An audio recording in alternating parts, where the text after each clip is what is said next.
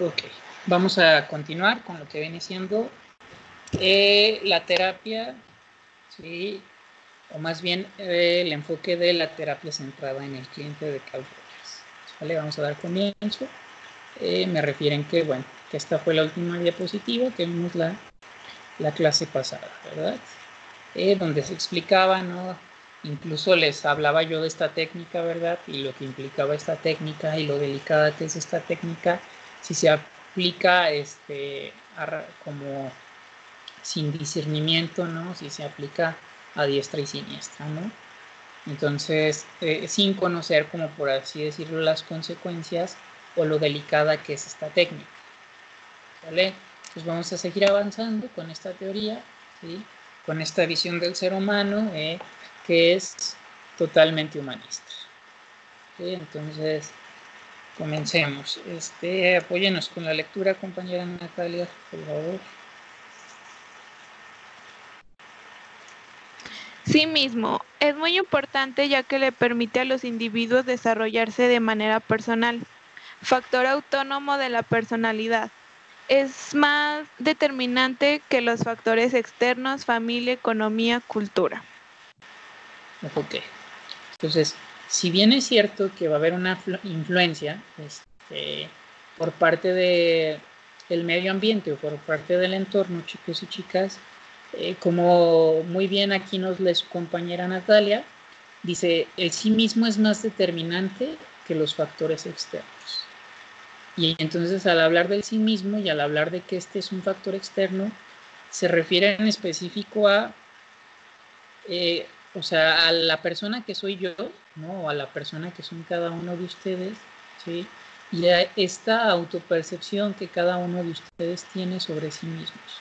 Y entonces es por eso que se habla de esta postura del cliente, ¿no? O del consultante, y no de esta postura del paciente, ¿no? Como enfermo mental, por así decirlo, ¿sí? Porque entonces nos regresa la autonomía, ¿sí? Sobre nosotros mismos. ¿En qué sentido? En el sentido puntual de que es más determinante, ¿sí?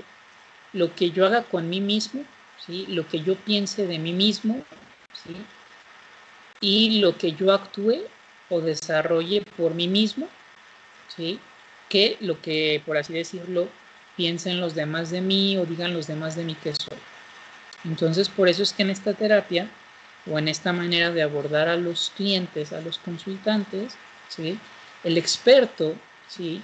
Sobre sí mismo es el cliente, ¿sí? El que más sabe sobre sí es el otro, ¿sí? El otro que llega a la consulta y como lo dice la palabra, es el consultante, ¿sí? Entonces, nosotros somos los expertos sobre la teoría psicológica o sobre una metodología en específico de cómo intervenir, que en este caso específico es la terapia no directiva, ¿sí? Pero es el otro el que llega y pone como, por así decirlo, la materia prima, ¿sí? O lo que es más trascendente e importante sobre esta teoría, que es su historia de vida, quién es él, ¿no? Quién nos muestra, ¿no? Incluso que el otro no pueda mostrarse totalmente al inicio de las consultas es parte del proceso, ¿no? Y nos habla del proceso, ¿no? De qué tan fácil es para el otro poder confiar, ¿no?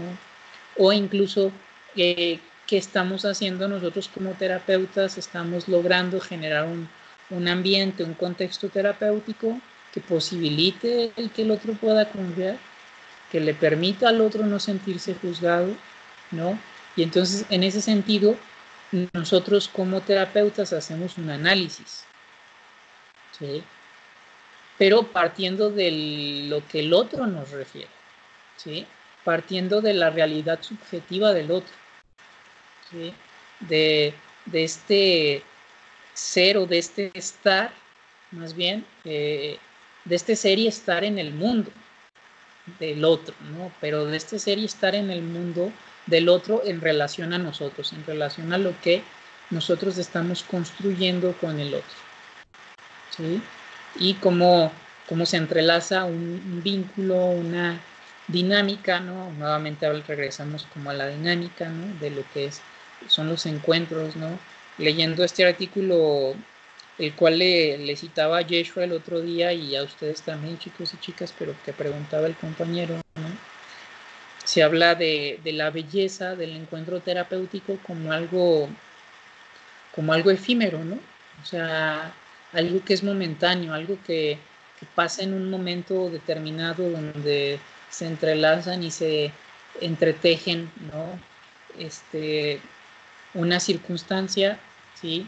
Donde el terapeuta pone de sí para generar un ambiente seguro y el otro pone de sí para, por así decirlo, exponer su vulnerabilidad, y entonces en esta exposición de su propia vulnerabilidad, como abrirse campo, ¿no? O poder ampliar lo que viene siendo su conciencia, ¿sobre qué? Sobre sí mismo, ¿sale? Entonces, Profe, sí.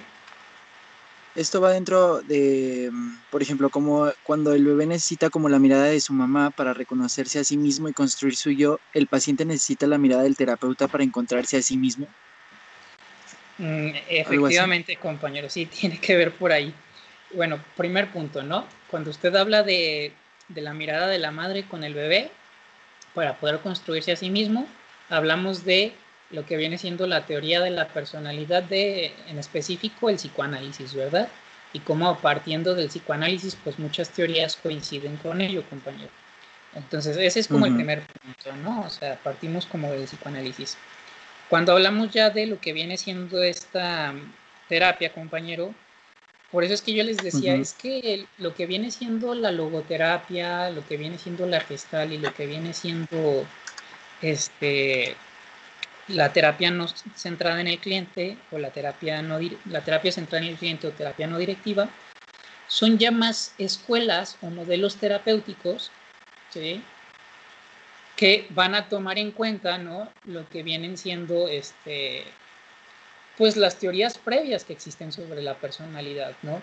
Y no son muchas las teorías previas que existen sobre la personalidad que te hablan de una psicología del desarrollo, ¿sí? Como lo va a hacer el psicoanálisis, porque la psicología del desarrollo te habla como del estudio, ¿no? O el análisis, ¿no?, de las diferentes etapas de la vida de un ser humano, ¿no? Y entonces el bebé efectivamente necesita la mirada del otro, ¿sí?, para reconocerse, para poder construirse, para poder conocer al mundo, ¿no? De hecho, si nos va a dar tiempo, qué bueno que lo comentó, compañero, creo que a ustedes no les he puesto videos de Clarissa Espíncola, de esta Catherine Lecuyer, les he puesto videos de esta canadiense que vive en Barcelona. Creo que no, profe. Creo que no. Ok, entonces no. les voy a poner también videos, o vamos a reflexionar videos sobre esta autora, ¿no? Porque esta autora precisamente habla del triángulo o el vínculo que existe entre un bebé o un niño, el medio ambiente o el mundo que salen a explorar, y la mirada de los padres o el soporte de los padres. Es como un triángulo también, ¿no? En una esquina está el niño, en una esquina están los padres y en otra esquina está el mundo, ¿no? Y cómo se da esta interrelación entre ellos para que el niño pueda conocer el mundo, ¿sí?, con el soporte y también con la mirada de sus padres, ¿no? Entonces, cuando hablamos de esto, compañero, o esta pregunta que usted hace referencia, es bien interesante porque se habla o se dice, ¿no?, desde la psicología, desde diferentes enfoques y con palabras más, palabras menos, que por ahí en la terapia, el terapeuta muchas veces hace esta función en el vínculo terapéutico de ser la mamá y el papá bueno del paciente, ¿no?, o del cliente. ¿En qué sentido? O sea, de estar ahí para el otro, para el cliente, como se supone, ¿sí?, que debió de estar ahí para mí, mamá o papá, cuando yo expuse mi vulnerabilidad, ¿sí? Por eso es que tiene que ver con un espacio de confianza, ¿no? Entonces, Cuando nosotros la semana pasada, compañero, voy a regresar un poco las diapositivas, revisamos lo que viene siendo, más atrás, esta frase, ¿no? O esta metáfora, ¿no?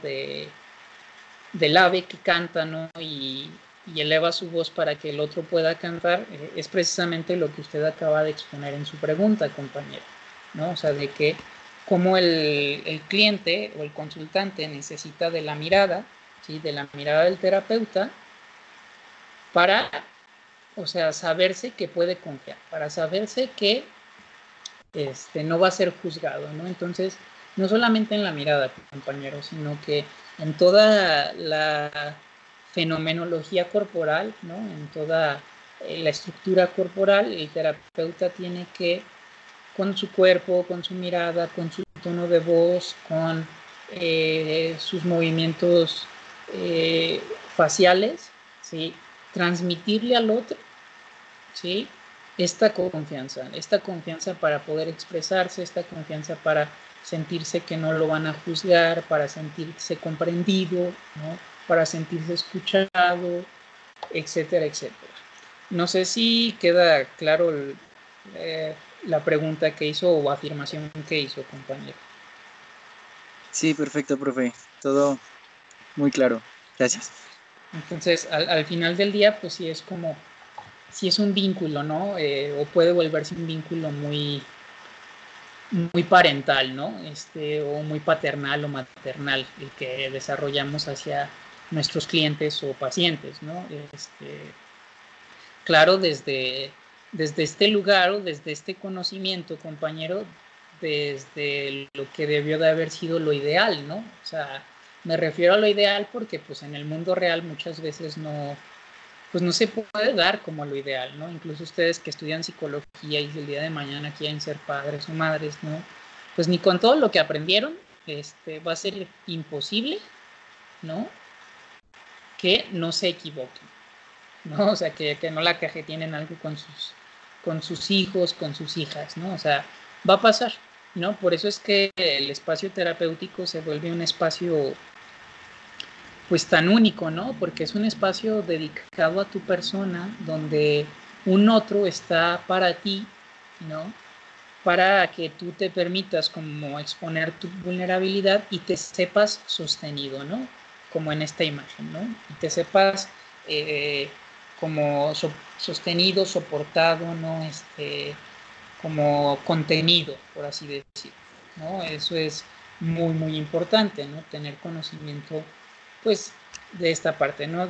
Bien decía un terapeuta, pues se los he citado en varias ocasiones, ¿no? Víctor Silva, que fue como también fue mi maestro y fue como mi mentor en mucha de mi formación terapéutica, ¿no? Y él hacía estas reflexiones en clases, ¿no? Y dice, ya la vida es bastante jodida muchas veces, ¿no? Y ya la vida bastantes veces nos trata mal, como para que lleguemos a terapia y todavía nos maltrate un terapeuta en terapia, ¿no? Y nos juzgue un terapeuta en terapia, ¿no? Y no nos sintamos escuchados en terapia. Entonces, en ese sentido, y también en relación a esta cuestión del sí mismo, ¿no? El mayor experto sobre uno mismo es siempre uno mismo. Y entonces, en ese sentido, pues si ya la vida nos ha jodido bastante, no permitamos que en terapia llegue alguien más a jodernos, ¿no? Y a enjuiciarnos y a etiquetarnos, ¿no? O sea, entonces, bueno, me parece una reflexión bastante interesante, ¿no? Que tiene que ver con esta cuestión del sí mismo. E incluso, chicos y chicas, hablar de la afirmación, pregunta que hizo su compañero Yeshua, es muy interesante en la psicología humanista y en específico en estos dos enfoques de los cuales yo les he hablado y que les he dicho que por lo general se toman como metodologías para cuando ustedes están en la materia de casos clínicos, que es la psicoterapia gestal y la terapia centrada en el cliente de Carl Rogers, porque estas dos terapias comparten ciertos aspectos en su metodología en relación a la cuestión de la fenomenología, ¿sí? Y en relación a lo que vienen siendo pues, las actitudes rogerianas. Sin embargo, la manera de intervenir de cada uno de ellos es como muy específica. Y un trabajo que se ha hecho en el Instituto Humanista de Psicoterapia Gestal es precisamente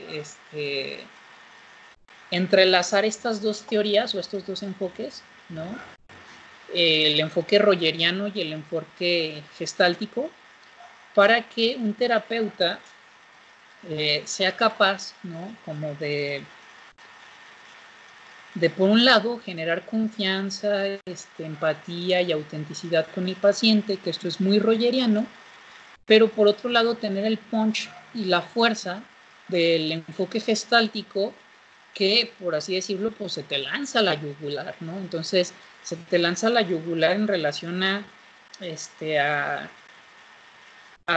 invitarte a que te muestres como de manera auténtica lo que sientes y lo que piensas, ¿no? Entonces, cuando veamos estos dos videos, tanto el video de Rogers dándole terapia a Gloria, como el video de Pearls dándole terapia a Gloria, van a ver como estas dos diferencias entre estos dos enfoques, e incluso van a ver como también las similitudes que puede haber entre estos dos enfoques. De hecho, chicos y chicas, uno de los PDFs que yo me di a la tarea de escanear antes de que iniciara el cuatrimestre, es un artículo de este instituto, de una revista de figura fondo de este instituto, que el título del artículo, si no me equivoco, se llama Diferencias y similitudes entre el enfoque gestal y la psicoterapia centrada en el cliente de Carl Rogers, ¿no? Entonces va a ser un artículo que pues nosotros también vamos a revisar en clases para que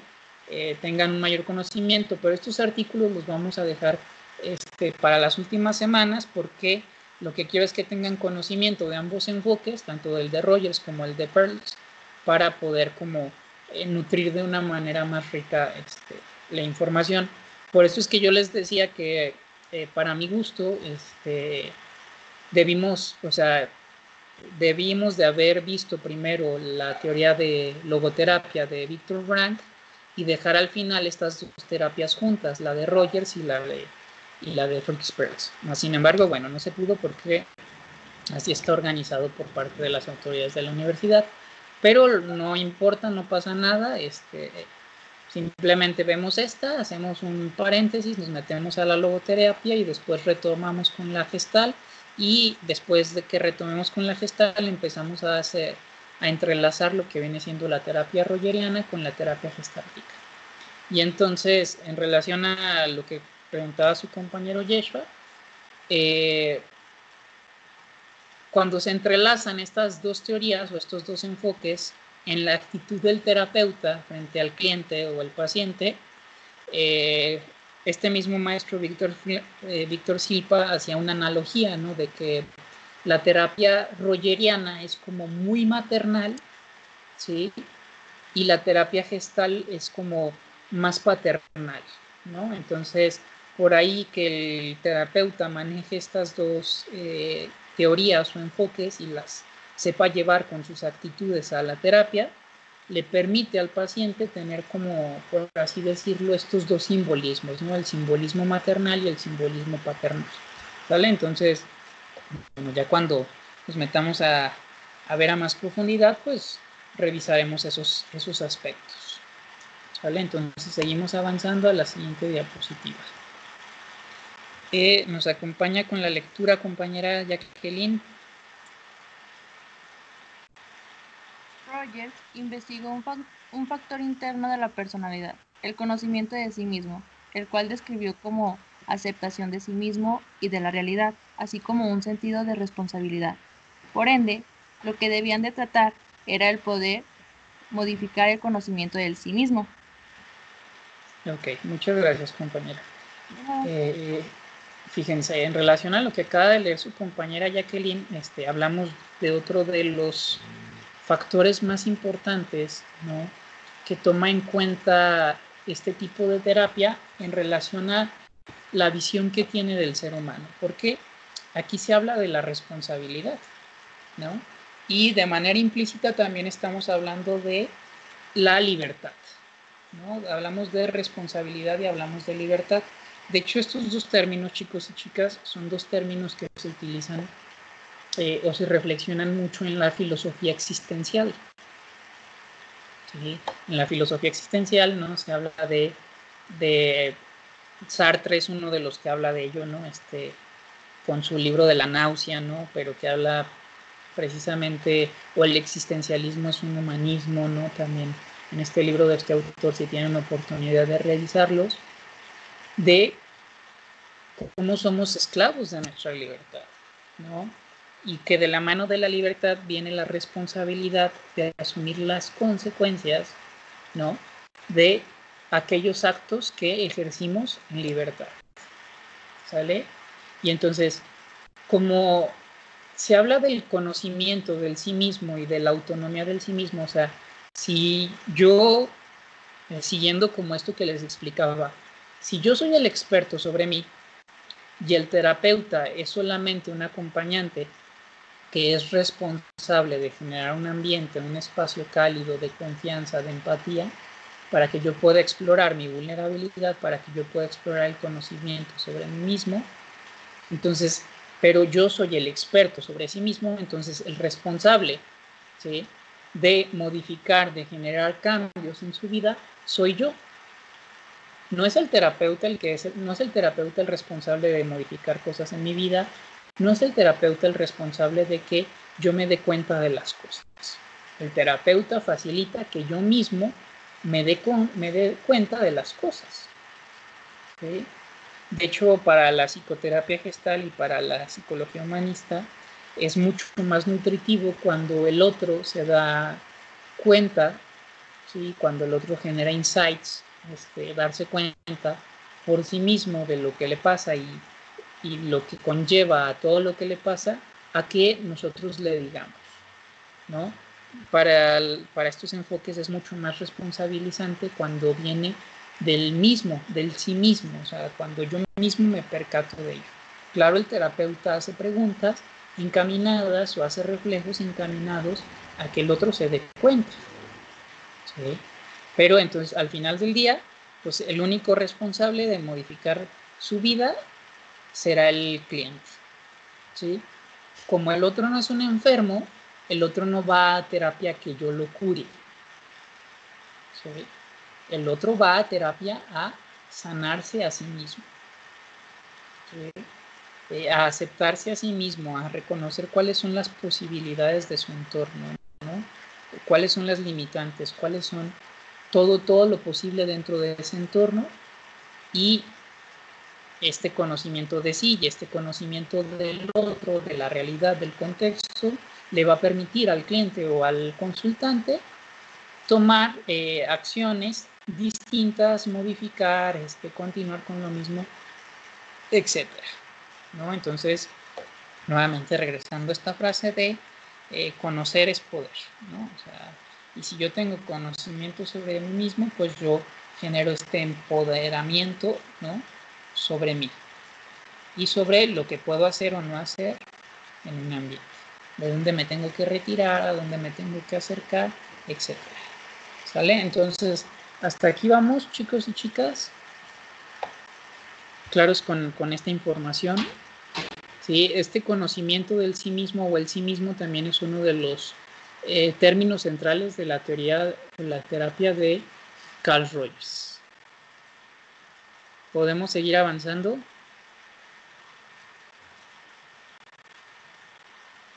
Sí, profe.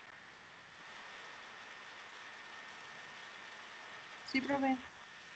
Sí, ok. Sí se comprende que no es nada más como esta visión de, sí, todo es amor y paz y entonces el humano es esencialmente bueno y todos somos buenos y agarrémonos de la mano y chalala, chalala. O sea, sí se dan cuenta que no tiene que ver con mucho de esas frases de eslogans que muchas veces son súper superfluas, ¿no? O sea, que no tiene que ver con ello. O sea, si es esta visión del ser humano como un organismo esencialmente digno de confianza, pero en ese sentido se despliega como toda esta teoría metodológica que habla de la importancia de reconocer ¿sí? Que el otro es responsable de su vida, que el otro es responsable de sí mismo, que el otro tiene libertad sobre sí para elegir y para responsabilizarse sobre sus actos, ¿no? Entonces, en realidad es una teoría súper responsabilizante sobre nuestros propios actos, ¿sale? Entonces, continuamos.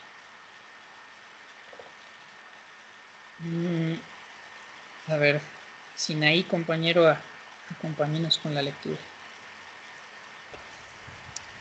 Dice, esta experiencia me ayudó a concentrar mi carrera en crear una psicoterapia que facilitara una mayor conciencia de la comprensión del sí mismo, de la autodirección y de la responsabilidad personal, en vez de concentrarme en modificar el entorno social. Me llevó a hacer hincapié en el estudio del sí mismo y con rollos. Okay. Entonces, si bien es cierto, este autor, chicos y chicas, no niega el factor social, ¿no? Pero a su vez habla de que es más importante, ¿no?, prestar atención, ¿sí?, a mi propio mundo interior, ¿sí?, a mi propio mundo interior para poder, por así decirlo, adquirir mayor confianza, ¿sí?, sobre mi propia persona, y en relación a la confianza que adquiera sobre mi propia persona, podré autodirigirme, ¿sí?, podré moverme hacia aquello que quiero, y por lo general aquello que quiero está relacionado con aquello que necesito, con mis necesidades. Y entonces me responsabilizo desde mi sí mismo de hacer lo necesario para dirigirme hacia aquello que me genera satisfacción, ¿sí?, hacia aquello que para mí es gratificante, es lo que quiero en mi vida, ¿no? Hacia dónde está encaminado ello, ¿sí? Por eso está muy relacionado, pues, con lo que viene siendo la filosofía existencial, chicos y chicas. Sí, cuando hablamos de el sí mismo, hablamos de una postura totalmente subjetiva, ¿no? O sea, de aquello que es subjetivo se refiere a aquello que para mí, ¿sí?, es, o sea, que lo que para mí es mi realidad y lo que a mí me genera bienestar o satisfacción, no necesariamente es lo que le genera satisfacción al compañero Alan, a la compañera Denise, etcétera, etcétera, ¿no? O sea, en este sentido del reconocimiento del sí mismo es la conciencia de también yo reconocer lo que para mí es importante y trascendente, ¿sí?, lejos de lo que es importante y trascendente para los otros o para lo que me dicen los otros. ¿Recuerdan esta historia de vida de nuestro autor que habla de cómo estaba atrapado en ideas fundamentalistas, ¿no?, y en esta concepción que sus papás principalmente tenían del mundo y de lo que son las cosas, los debeísmos y la realidad, pero que cuando viaja y conoce otro tipo de realidades, ¿no?, su apertura, su conocimiento del mundo cambia. A ver, compañero, acaba de hacer una pregunta el compañero Alan. Sí, preguntó, ¿la confianza del sí mismo está ligada al amor propio? Efectivamente, compañero. Sí, está ligado al amor propio, ¿sí?, a esta capacidad de poder autoafirmarme, ¿sí?, independientemente de lo que los demás digan, ¿sí? O sea, el que yo pueda decir, esto es lo que soy en estos momentos y así me estoy construyendo, esto es lo que estoy siendo en estos momentos. Si se fijan, cuando yo uso el verbo ser, les estoy hablando del verbo gerundio, ¿sí?, o lo que en inglés se conoce como el verbo continuo, ¿no?, que es esta terminación ing, ¿no?, el playing, el running, I'm running, yo estoy corriendo, ¿no? O sea, desde el existencialismo, los seres humanos no somos seres acabados, somos seres que estamos siendo todo el tiempo, ¿no?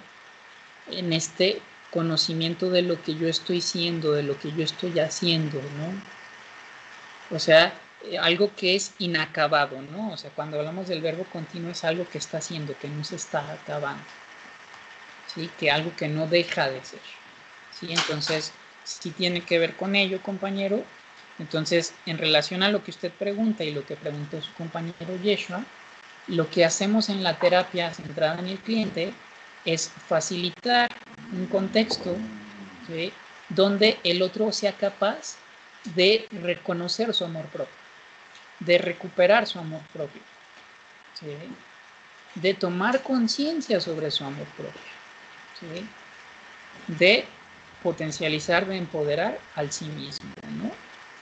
Que parte de ese sí mismo, pues, es el amor propio. ¿Sale, chicos y chicas? ¿Queda claro, Alan, y queda claro, compañía?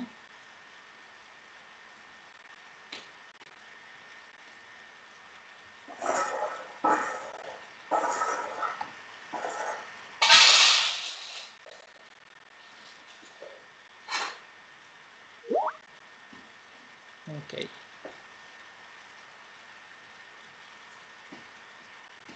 Fíjense, lo que sobre esta postura de la terapia no centrada en el cliente, que habla de que el ser humano es un organismo digno de confianza, lo que hace el terapeuta rogeriano precisamente es hacerle ver, ¿no?, con sus actitudes que el otro es digno de confianza, ¿no? O sea, que el otro puede confiar en sí mismo. Yo estoy confiando en ti, tú puedes confiar en ti mismo.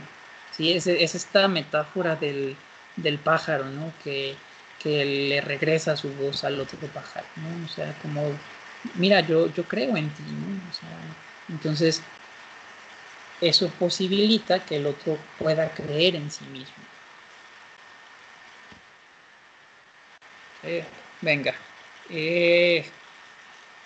Compañera, vamos ahora de abajo hacia arriba.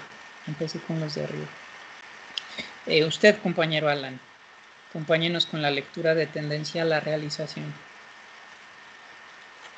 Tendencia a la realización. Motivación básica del ser humano para realizar, mantener y mejorar el sí mismo. Según Rogers, el proceso supone lucha y sufrimiento. Ok, muchas gracias, compañero. Fíjense que yo, que más que sufrimiento, creo que le pondría lucha y esfuerzo, ¿no? Pero bueno, así es como estaba, pero yo haría como esa reflexión. Yo creo que para la siguiente presentación que elabore voy a modificar esa parte del texto. Fíjense, vean esta imagen que les pongo, ¿no?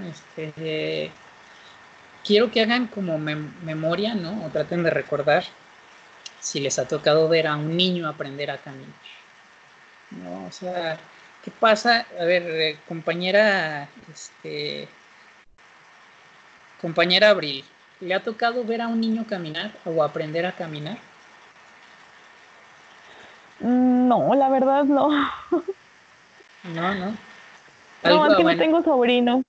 no le ha tocado. Bueno, si algún día es No. mamá, le tocará ver esto que vamos a reflexionar a Ay, no. continuación. Bueno, usted, compañera Pola.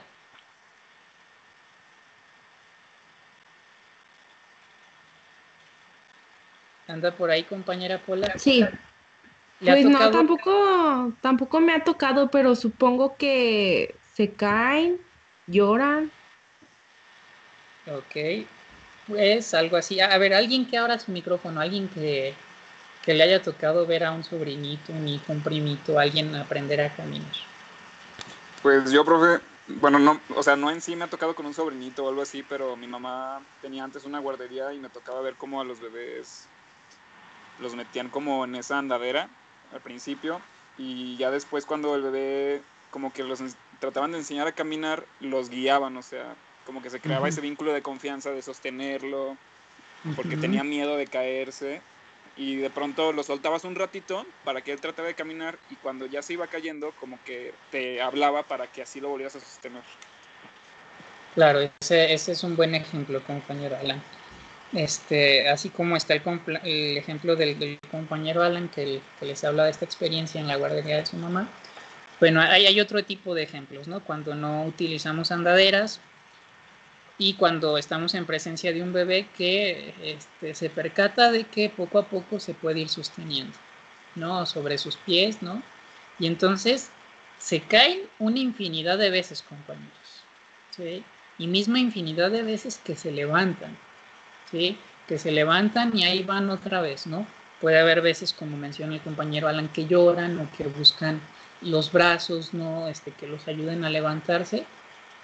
Pero en la medida en que van adquiriendo confianza, chicos y chicas, un bebé se puede...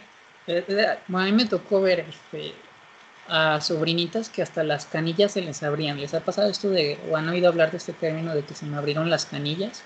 Que es cuando te das como golpes como fuertes, ¿no? En tus manos y entonces no puedes apoyar tus manos. Se dice que se abrió la canilla y vas con un tiro práctico y entonces te agarran como la canilla, te la giran y entonces la jalan y acomodan la canilla, ¿no? Pero es impresionante, ¿no? Ver como la fortaleza de estos bebés o estos niños que recién se van a sostener sobre sus pies, ¿no?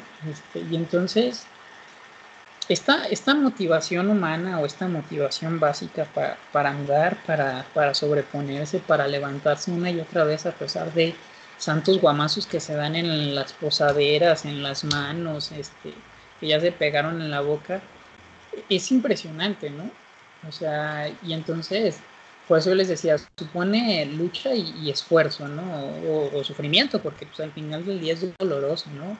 Al bebé le terminan doliendo sus manitas, sus pompis, etcétera, ¿no? Pero si se fijan, ¿no? Un bebé, ¿no? De un año, año y medio, no cesa o no para hasta lograrlo, ¿no? Y hasta no lograrlo, hasta no lograr ponerse en pie, hasta no lograr mantener el equilibrio, ceden, ¿no? Y entonces les pongo este ejemplo porque me parece como uno de los actos más bellos, ¿no? Como de la humanidad, ¿no? Porque el bebé no tiene juicios, ¿no? El bebé no, después de 3 veces no se dice a sí mismo, estás bien güey, o eres un tonto, siempre tú, no hay como este juicio hacia uno mismo, ¿no? No hay esta enjuiciarse con tanta crueldad o rudeza a uno mismo, ¿no? O sea, simplemente está esta disposición a intentarlo una y otra vez. A diferencia de que cuando nos convertimos en adultos y por ahí nuestra autoestima no es la más adecuada, por así decirlo, pues después de 2 o 3 intentos, ¿no? Viene ya el juicio, viene el desánimo, ¿no? Etcétera, etcétera, ¿no? ¿Verdad? Cualquier coincidencia con la vida real, pues es eso, ¿verdad, compañeros? ¿No? Entonces, precisamente la psicología humanista desde este enfoque, pues tiene esta visión del ser humano, o sea, es capaz de mirar al cliente, al consultante con este potencial para sobreponerse una y otra vez, ¿sí? Para hacerle frente a aquello que le genera dolor, le genera sufrimiento en su propia vida al otro. Y hacerle frente a este dolor, a este sufrimiento, supone también esta tendencia humana a la realización de querer superarse, de mejorar el sí mismo, de atravesar ese dolor, ese sufrimiento para estar mejor, para poder realizarse, ¿sale? Entonces, no sé si haya dudas con este ejemplo que les puse, con esta reflexión que les hago sobre esta tendencia a la realización. ¿Sí? O sea, para esta teoría, el ser humano tiene este potencial. ¿Sí? Tiene este potencial, esta capacidad de poder realizarse, de salir adelante. Y lo que permite el espacio terapéutico desde este enfoque es facilitar, ¿sí?, la confianza en el otro. ¿Sí? Que el otro sepa que por ahí no va a ser fácil, ¿no? Pero que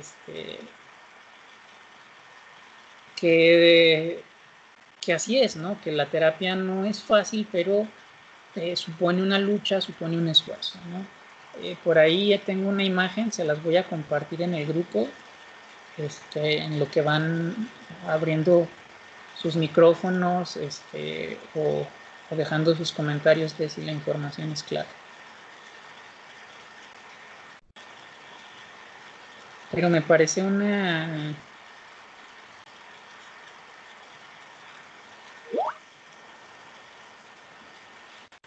La compañera Pola y los demás.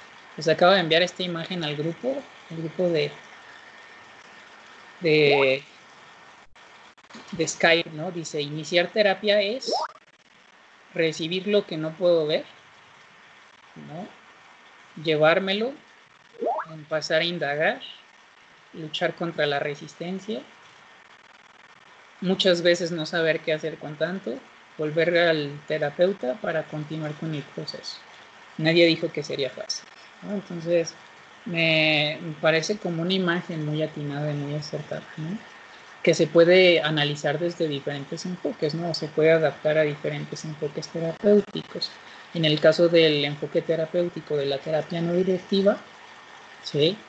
Es que el terapeuta facilite para que el otro pueda ver lo que no puede ver, para que el otro pueda llevárselo, para que el otro pueda indagar en su sí mismo, para que el otro pueda luchar con esa resistencia, para que el otro pueda regresar a la terapia con claridad, con confusión, y que en el acompañamiento vuelva a ordenar las cosas. ¿Sale? Entonces, bueno, les comparto esa imagen porque me parece atinada, ¿no? O congruente con lo que venimos reflexionando. Entonces, ahora, Denise, acompáñanos con la lectura, compañera. De acuerdo con Carl, todos los organismos nacen con ciertas capacidades o potencialidades. La meta de la vida es realizar esta potencia y convertirse en aquello para lo cual uno tiene capacidad intrínseca. A esto se le llama tendencia a la realización. Ok, gracias, compañera. Pues así como lo refiere este autor, ¿no? O como les ponía en el ejemplo pasado, todos tenemos este potencial para pararnos, ¿no? Cuando somos bebés, para en algún momento dominar nuestra motricidad, ¿no? Y controlar nuestro equilibrio, ¿no? Y aprender a coordinar, ¿no? El 1 o 2, 1 2, ¿no? 1 2 de sabernos o pararnos sobre nuestros propios pies, ¿no? O sea, si se fijan, este pararnos, este sostenernos sobre nosotros mismos, sobre nuestros pies, si bien es un proceso físico y motor, ¿no? Que tiene que ver con la motricidad, a su vez también es un proceso psicológico súper importante, ¿no? Que es yo me sostengo por mí mismo. Es ya no necesito que alguien más me sostenga, ¿no? Yo puedo sostenerme sobre mis propios pies, ¿no? Entonces, cuando habla de una capacidad intrínseca, ¿no? O sea, habla precisamente de que todos nacemos con ciertas capacidades y potencialidades para desarrollarnos.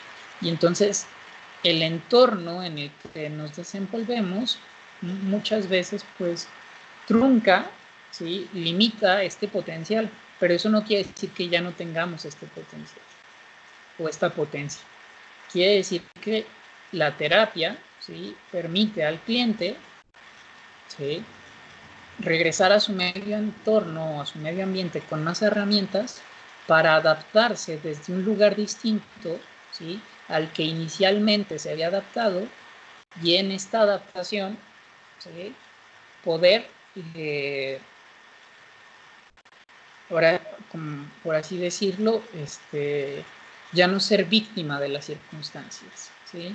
Muchas veces nosotros los organismos nos adaptamos a nuestro medio ambiente, y yo se los he dicho en reiteradas ocasiones, hicimos lo mejor que pudimos con lo poco o mucho que tuvimos, ¿sí? Eso fue adaptarnos, o eso es adaptarnos al medio ambiente en el que nacimos, ¿sí? Cuando nos convertimos en adultos, ¿sí? Y entonces disfrutamos como ya de esta libertad, y a su vez de esta responsabilidad, dice o reflexiona la psicología humanista que podemos dejar de ser víctimas de nuestro entorno, ¿sí? De nuestro medio ambiente, a partir de que tomamos conciencia, ¿sí? Primero de cómo nos adaptamos, ¿sí? Y después de ello de si ahora que somos adultos, de que ahora que ya no somos niños, existe una posibilidad de adaptarnos desde un lugar distinto, ¿sí? Desde un lugar donde sea más saludable, ¿sí? Desde un lugar desde donde sea más ameno para nosotros, ¿sí? Entonces, ¿vamos claros hasta aquí, chicos y chicas?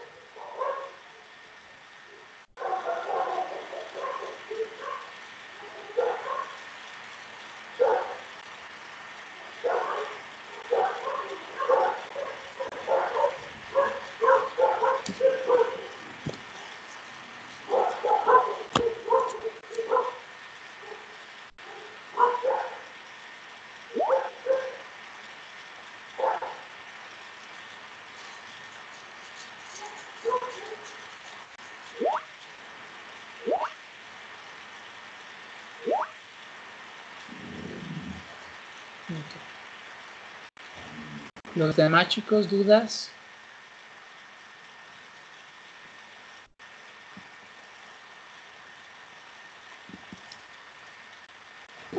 Ok, ¿cómo van en cuanto al ánimo? ¿Están cansados? ¿Vamos bien? ¿Continuamos? ¿O quieren que hagamos un pequeño break?